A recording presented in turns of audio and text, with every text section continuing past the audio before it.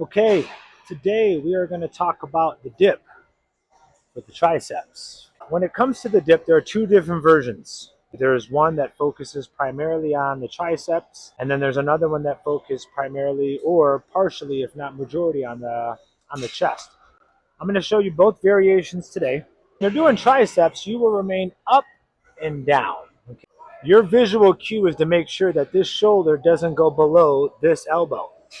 Because if you do, you're going to put too much pressure on your rotator cuff to come back up.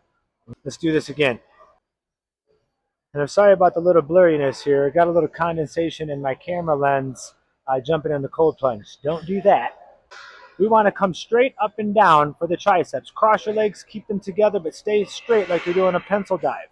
And you'll come down until those shoulders are about right there, right? And then what you can do is you just press up with your triceps. That's it, okay? So if you're doing chest, what you're going to do is instead of staying upright like a pencil, what you're going to do is lean forward so that this big white orb can come into my camera. So you can put this pressure on your chest muscles, your pecs. Okay, so now another variation to get your triceps of a dip is the seated dip. And I'm pressing here. What I don't do is I don't allow this to go full range of motion down. Again, it's too much pressure on my rotator cuff.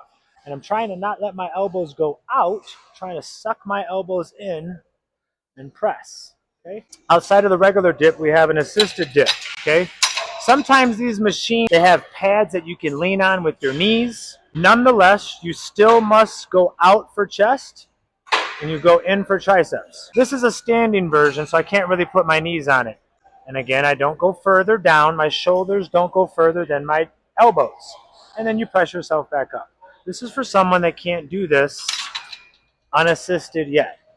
Okay, and last but not least, doing the dip from a platform or a bench. What I'll do is I'll sometimes put a platform underneath so that my butt has something to land on so I don't go down too far. What you want to do is you want to get your back, okay, as close as you can here. You don't want to really be out far. Get right here. Get your feet nice and straight. I put a little bend in it, and then I'll go straight up and down. Again, we're making sure that our shoulder doesn't transverse further down than my elbow. Okay? If you want to make it a little bit harder, go ahead and put a plate right here on top of your legs. Okay? Right there, set, and press.